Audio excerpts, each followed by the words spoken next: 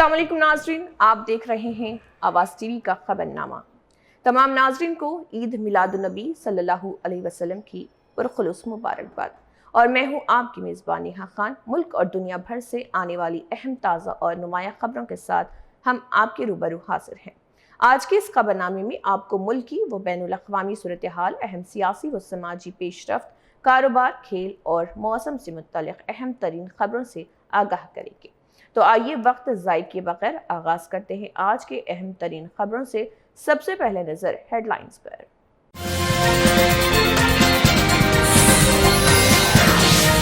World badminton championship में कांसी का तमगा जीतने वाली गायत्री गोपीचंद और ट्रिसा जूली को मुबारकबाद। वज़ीर आला रेवंत रेड्डी से मुलाकात और पुल्लेला गोपीचंद और वजीर दोडेला श्रीधर बाबू भी मौजूद।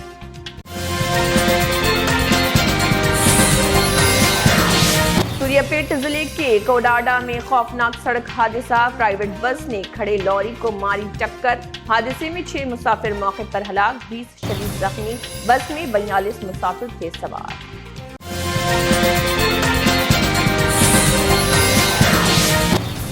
असदुद्दीन ओवैसी का दावा, 1949 में आइन तहरीर होने के चंद दिन बाद आरएसएस ने एतराज किया था। ओवैसी का इल्जाम, आरएसएस आइन के बजाय मनुस्मृति को कानून की बुनियाद बनाना चाहती है।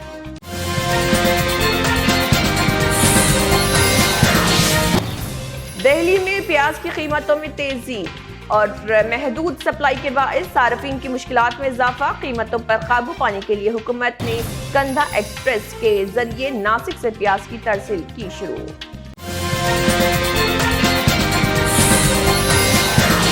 मूसी रिवर फ्रंट मंसूबे के लिए अराजी हुसूल में तेजी लाने की वज़ीर आला रेवंत रेड्डी की हिदायत। फेज 2 के टेंडर्स जल्द तलब करने और लैंड पोलिंग पर वाज़ेह पॉलिसी बनाने के अहकाम। और अब खबरों की तफसील।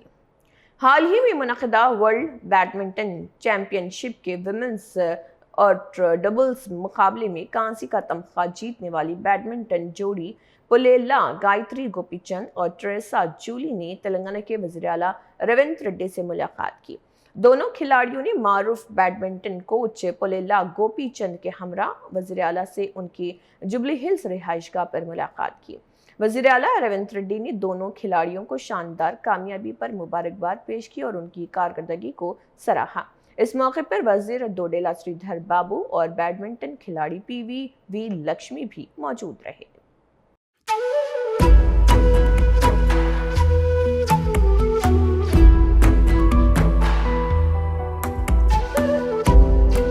हैदराबाद में Musi river front development project पर वज़ीर आला रेवंत रेड्डी ने आला सतह जायजा इजलास मुनक़िद किया। वज़ीर आला ने मूसी की बहाली के लिए ज़रूरी अराजी हुसूल के अमल में तेज़ी लाने और लैंड पोलिंग के हवाले से वाज़ेह पॉलिसी तैयार करने की हिदायत दी। उन्होंने मूसी रिवर फ्रंट प्रोजेक्ट के फेज 2 के और टेंडर्स जल्द अज जल्द तलब करने के अहकाम भी जारी किए हैं। रेवंत रेड्डी ने FTL, बफर जोन और गैर मख्तस अराजी के हुसूल के लिए वाज़ेह रहनुमा उसूल तैयार करने पर जोर दिया ताकि मुस्तकबिल में कानूनी पेचीदगियां पैदा ना हो। वज़ीर आला ने और गांडीपेट, मंचरेउला और वेंकटेश्वरा स्वामी मंदिर की तामीर के लिए फौरी तौर पर टेंडर्स तलब करने और उस कोतवाल गुड़ा पर बर्डर्स पार्क की बड़े पैमाने पर तशहीर करने की भी हिदायत दी।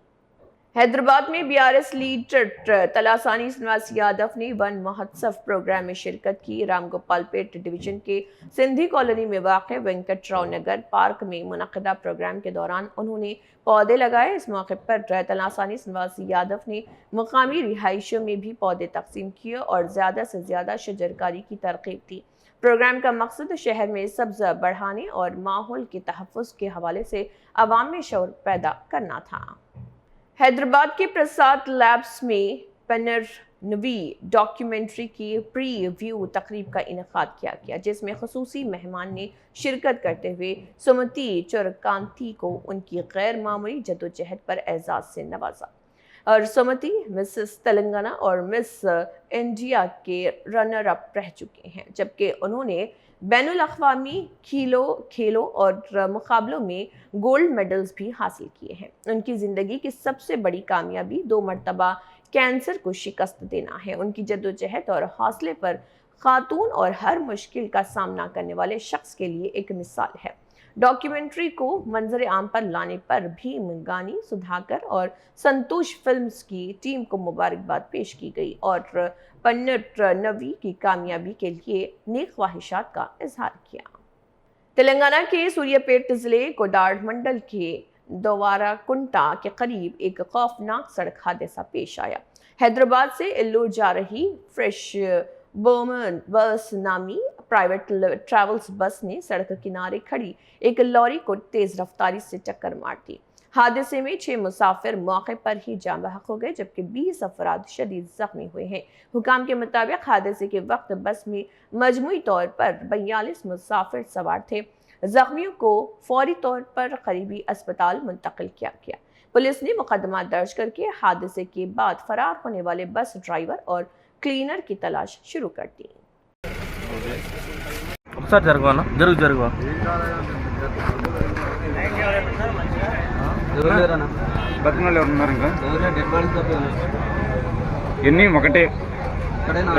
तिरुमला तिरुपति देवस्थानम यानी टीटीडी में SVIMS के डायरेक्टर कम वाइस चांसलर की तकर्री पर तनाज़ा खड़ा हो गया है। डॉक्टर RV कुमार की मुद्दत मुकम्मल होने के बाद TTDEO रविचंद्रा ने बोर्ड डायरेक्टर डॉक्टर जगदीश को SVIMS की इजाफी जिम्मेदारियां सौंपने के अहकाम जारी किए।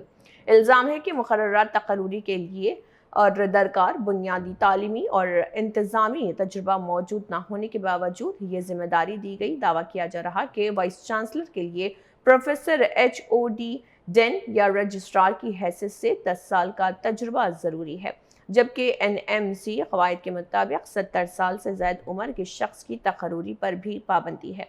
ऐसे में 72 साल शख्स को जिम्मेदारी सौंपने पर TTD के फैसले पर सवालात उठ रहे।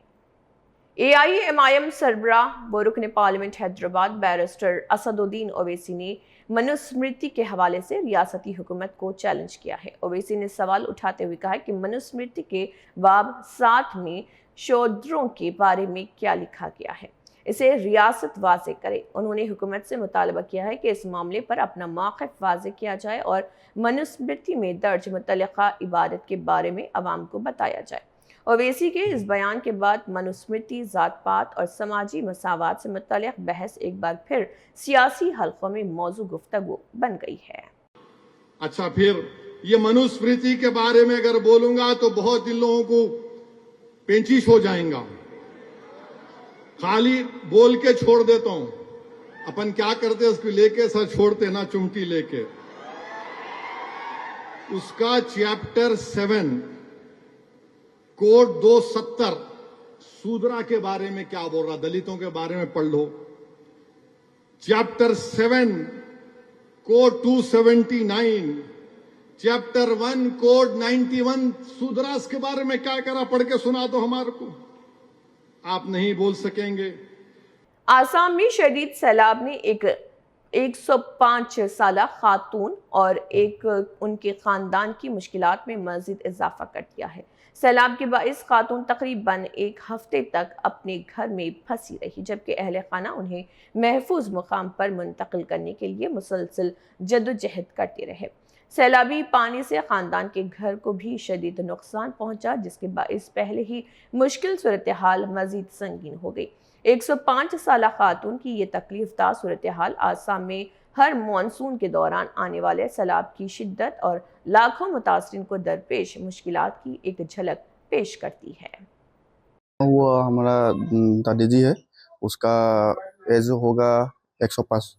वो उसका हमारा पानी में यहाँ तक पानी था, कमर तक। उसका नाम है गुनोदा दत्ता है। मुश्किल हुआ है, वो तो पानी में वो अंदर में ही रहता था। वो बिस्तर पे वो निकला, हाँ, ईटा लगा के रहता था। और जो वहाँ पे जहाँ पे हम लोग था ना, वहाँ पे हम लोगों का दूसरे को कोई इसको देखने के लिए भी टाइम नहीं मिला है। पानी इतना ज़्यादा आ गया, पानी आ गया है और सारी तरह से पानी हो गया ना, उसको निकालने भी नहीं पाया है। वो हमारा दादाजी है ना, वो ही उसको पकड़ के ऊपर उठा दिया है और बिस्तर पे ही लेट के रहता है, इसीलिए।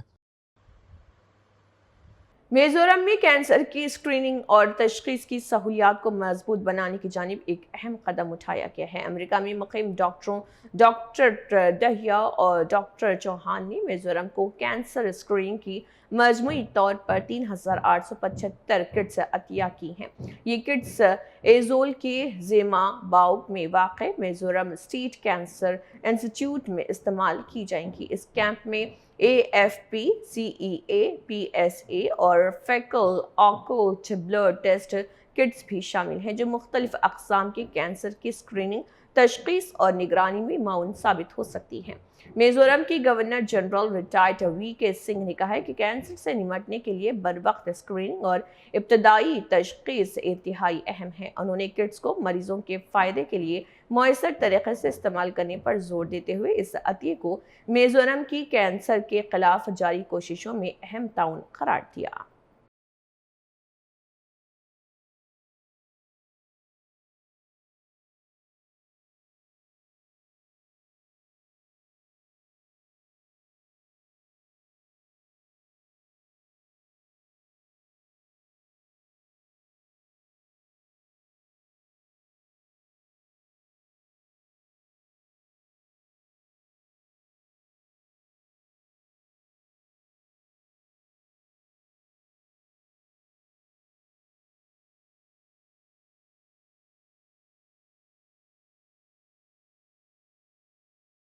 मणिपुर में आइंदा मरदमशुमारी से कबल नेशनल रजिस्टर ऑफ सिटीजन्स यानी NRC के मुतालबे ने सियासी बहस को तेज कर दिया। NDA के इत्तेहादी जमात नेशनल पीपल्स पार्टी NPP ने मणिपुर में मरदमशुमारी से पहले NRC कराने का मुतालबा किया और आबादियाती तब्दीलियों पर संगीन तशवीश का इजहार किया। NPP के एक रुकन असम्बली के हवाले से पेश किए गए आदाद व शुमार के मुताबिक 1969 से 2023 के दरमियान रियासत की कई अजला में देहात की तादाद में नुमाया इजाफा हुआ है। पार्टी का कहना है कि इन तब्दीलियों की मुकम्मल जांच ज़रूरी है, जबकि NRC के मुतालबे को रियासत की आबादियाती सूरत हाल से जोड़कर देखा जा रहा। I have, after a lot of thinking and serious consideration, I have decided to come out openly in the press to clearly state my position as an indigenous Manipuri, as a leader of the legislature of NPP. I would like to state that in the present context, if statutory census is carried out before implementation of NRC, it is going to be very unfortunate.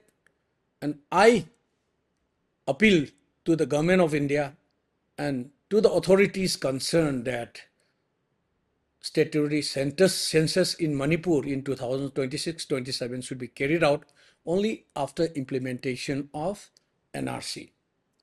If we really look at it technically, mathematically, it is impossible in 10 years to increase the number of electorate by 75%, because a person, a citizen of India, becomes an elector only at the age of 18 years.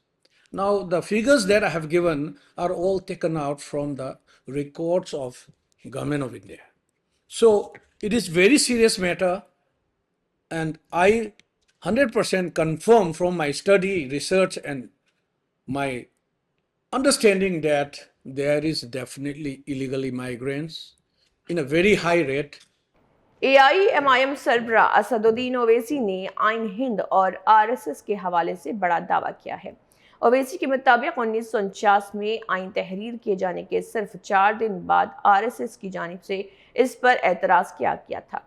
उन्होंने इल्ज़ाम आयद किया कि RSS आइन के बजाय मनुस्मृति को मुल्क के कानून की बुनियाद बनाने की ख्वाहिश रखती थी। ओवैसी ने अपने बयान में आइन हिंद की अहमियत पर जोर देते हुए कहा कि मुल्क का कानूनी निज़ाम आइन के मुताबिक ही चलना चाहिए। उनके इस बयान के बाद आइन, मनुस्मृति और RSS के तारीखी मौक़िफ़ को लेकर सियासी बहस एक बार फिर तेज हो गई। वो मनुस्मृति की बड़ी बात हो रही है मीडिया में, मेरे भी पेट में दर्द होता मैं नहीं बोला तो। मनुस्मृति के बारे में हम आरएसएस वालों से पूछ रहा हूं मैं, क्या ये बात सच नहीं है कि 26 नवंबर 1949 को हमने आईन बना लिया, संविधान 26 नवंबर 1949 को, और उसके 4 दिन के बाद आरएसएस का एक माउथपीस है 30 नवंबर 1949 को, 30 नवंबर 1949 को उन्होंने भारत के आईन के बारे में शिकायत लिखी। ये आईन क्या है? ये तो आईन ही नहीं है, मनुस्मृति होना चाहिए जो बाबा साहेब अंबेडकर ने बनाया था। आपको उससे तकलीफ? अच्छा, फिर मनुस्मृति की ताईद में सावरकर भी थे, सावरकर भी थे। वो सावरकर जो अंडमान की जेल में थे, मगर अंग्रेजों को खत लिख रहे थे कि मैं तुम्हारा साथ देता हूं, मुझे छोड़ दो। और हम क्या कर रहे थे? अल्लामा फजल खैराबादी रहमतुल्लाह अलैह जेल में थे, मगर जेल की सोबतों को बर्दाश्त किया, अंग्रेजों को खत नहीं लिखा, लव लेटर नहीं लिखा। ये कौन थे अल्लामा फजल खैराबादी, जिन्होंने अंग्रेजों के खिलाफ जिहाद का फतवा दिया था। आज भी आप अंडमान चले जाइए, अल्लामा फजल खैराबादी रहमतुल्लाह अलैह की खबर वहां पर मिलेगी। ये कौन थे अंडमान में पहला कैदी? कौन था? सुनो बीजेपी आरएसएस वालों, तुम्हारे अब्बा दादा बुजुर्ग नहीं थे। हैदराबाद के मौलवी अलाउद्दीन मक्का मस्जिद का इमाम था जो पहला कैदी था। मैं दारुस्सलाम से बोल रहा हूं, मौलवी अलाउद्दीन पहला कैदी था अंडमान का। अच्छा, फिर ये मनुस्मृति के बारे में अगर बोलूंगा तो बहुत इन लोगों को पेंचिश हो जाएगा। खाली बोल के छोड़ देता हूं। अपन क्या करते उसको लेके सर छोड़ते ना, चिमटी लेके। दिल्ली में प्याज की कीमतों में अचानक इजाफे ने आम सार्फिन की परेशानियां बढ़ा दी हैं। प्याज फरोशों के मुताबिक महदूद सप्लाई कीमतों में इजाफे की बड़ी वजह है। उनका कहना है कि ताज़ा स्टॉक मार्केट में पहुंचने के बाद कीमतों में कमी आ सकती है। ताहम कुछ थोक फरोशों का मानना है कि कीमतें मामूल पर आने में मज़ीद वक्त लग सकता है। कीमतों को काबू में रखने के लिए मरकजी हुकूमत ने बड़ी मकदार में प्याज को खसूसी रेलवे रैक्स के जरिए मुख्तलिफ शहरों तक पहुंचाने का अमल शुरू किया है। कांधा एक्सप्रेस, जिसमें कांधा मराठी जुबान में प्याज को कहा जाता है, महाराष्ट्र के नासिक से प्याज लेकर रवाना हुई और जो मुल्क के मुख्तलिफ शहरों में पहुंचने की तवक्को है। मैं हर हफ्ते में आया करता हूँ मंडी में। पड जो है पहले मैं ले आया करता था 160 150 के धड़ी, अभी 200-250 के धड़ी मिल रहे हैं मुझे 50 रुपये पर किलो। पहले 44 रुपये 30 रुपये ऐसे पड़ा करता था। तो अभी जो इस हफ्ते में ज़्यादा ही कुछ रेट सब्जियों की ऊपर चढ़ गया है, तो इस पे सरकार को कुछ करना चाहिए। खाली प्याज बहुत महंगा हो रहा है। पहले 120 रुपये 5 किलो था, अब 250 रुपये के 5 किलो दे रहे हैं। महंगाई इतनी बढ़ गई है कि आदमी की रसोई चलाना बड़ा मुश्किल है। प्याज का रेट इस टाइम चल रहा है वही 280-300 का 5 केजी, और 10-15 दिन में हो सकता है कम हो जाए, क्यों स्टॉक का माल होता है ना, पुराना प्याज चल रहा है। अभी कुछ दिक्कत होती है, रास्ते में गाड़ियाँ वाड़ियाँ आती हैं, पूरी नहीं आ पाती है, इस वजह से थोड़ा उठाव पड़ जाता है तो दाम चढ़ जाते हैं, और माल जब पूरा आ जाता है तो वही चलता रहता है। हाँ, राहत आ जाएगी कुछ हफ्ता 10 दिन में 15 दिन में नया वाला प्याज शुरू हो जाएगा, राहत हो जाएगी।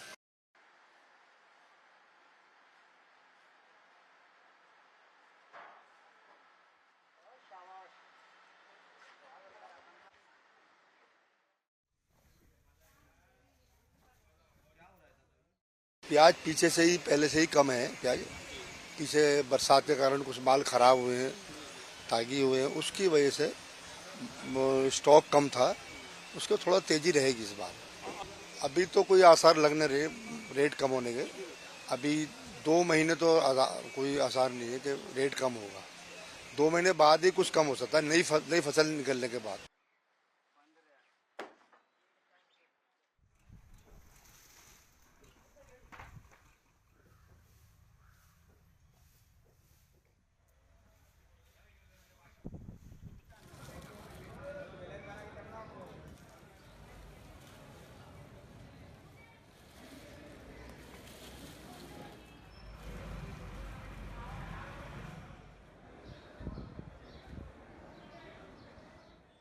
अमेरिका और कनाडा के दरमियान तिजारती मुज़ाकरात किसी मुआहदे के बगैर ख़त्म हो गए हैं। कनाडा के वज़ीर ख़जाना फ्रांसुआ फिलिप शैम्पेन ने अमेरिकी तजावीज़ पर सख्त रद्दमल देते हुए कहा है कि अमेरिका की जानिब से पेश की गई शराइत मौशी तौर पर नुकसानदा, गैर मुनसिफाना और नाकाबिल कबूल थीं।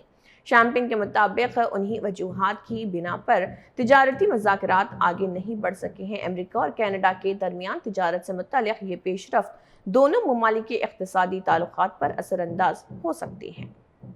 Over the past several months, as you have seen, our government has worked intensely and in good faith to reach a mutually beneficial trade agreement with the United States of America. Minister LeBlanc, our chief trade negotiator Janice Charette, our negotiating team, and the Prime Minister worked tirelessly on behalf of all Canadians. But ultimately, the terms proposed by the U.S. administration were uneconomic, unfair, and ultimately unacceptable. They asked too much of Canada and offered too little in return. Accepting them would have harmed our workers, people like you see here today, weaken our industries, and compromise principles fundamental to our nation. So we stood up for our workers, we stood up for our businesses, we stood up for Canada. AIMIM सरबराह barrister Asaduddin Owaisi ने उत्तर प्रदेश के वज़ीर आला योगी आदित्यनाथ के मोहम्मद अली जौहर से मुताल्लिक़ बयान पर सख्त रद्दमल ज़ाहिर किया। ओवैसी ने कहा कि उत्तर प्रदेश हुकूमत की मुबैना इनकाउंटर पॉलिसी, बुलडोज़र कार्रवाइयों और मुजालिम से इस्लाम को ख़त्म नहीं किया जा सकता। उन्होंने वज़ीर आला के इस दावे पर भी सवाल उठाया कि जिसमें मोहम्मद अली जौहर पर पाकिस्तान की मदद करने का इल्ज़ाम आयद किया गया था। ओवैसी ने अपने बयान में हुकूमत की पॉलिसियों को तनकीद का निशाना बनाते हुए कहा कि मजहब और नजरियात को ताकत के इस्तेमाल से ख़त्म नहीं किया जा सकता। आपको लग रहा है ये क्या तकरीर में ओवैसी ऐसी बात कर देता है। मेरे अजीज दोस्तों और बुजुर्गों, जब चंगेज की औलाद का जुल्म बगदाद पर हुआ, बगदाद को बर्बाद कर दिया गया था, मगर वो लोग दीन इस्लाम को कबूल कर लिए, इस्लाम को कुछ नहीं कर सके। सोवियत यूनियन था, मस्जिदों पर पाबंदी थी, मदरसे बंद थे, सोवियत यूनियन टूट गया, मदरसे आज आबाद हैं। तो आज जो लोग भारत में इख्तिदार के नशे में चूर होकर गुरूर और तकब्बुर के मजारे कर रहे हैं, इंशाअल्लाह ताला तुम्हारा जुल्म खत्म होगा। हम नहीं डरने वाले तुमसे, हम सिर्फ अल्लाह से डरने वाले हैं। यकीनन हम में कमजोरियां हैं, हम गुनाहगार हैं, खताकार हैं, मगर हम तुमसे डरने वाले नहीं हैं। मेरे अजीज दोस्तों और बुजुर्गों, उत्तर प्रदेश के चीफ मिनिस्टर, नहीं मालूम बाज वक्त उनको क्या क्या हो जाता है, मोहम्मद अली जौहर के बारे में बोल रहे हैं, मोहम्मद अली जौहर के बारे में बोल रहे हैं कि उन्होंने पाकिस्तान की मदद किए। हमारे मुख्यमंत्री साहब, पहले तो आप कितना पढ़े हुए मेरे को नहीं मालूम,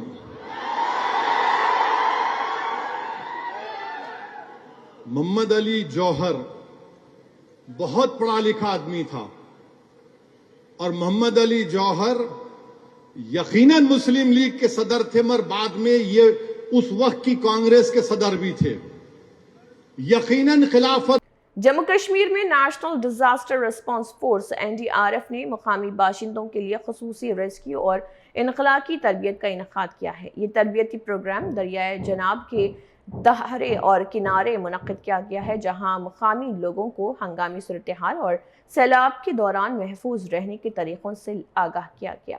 NDRF एहलकारों ने रेस्क्यू कार्रवाइयों और महफूज मकामात तक लोगों को मुंतकिल करने के लिए तरीक़ेकार की अमली तरबियत भी फराहम की। इस इक़दाम का मकसद कुदरती आफ़ात के दौरान मुकामी अफराद को कम, फौरी और मौसर तरीके से रद्दमल देने के लिए तैयार करना है।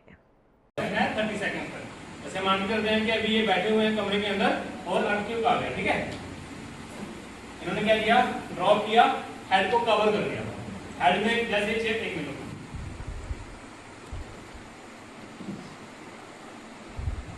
इसके अलावा हमारे बॉडी में कुछ नाजुक हिस्से हैं, अगर वहां पर चोट लग जाती है तो उसको आप ड्रेसिंग बैंडेज के थ्रू आप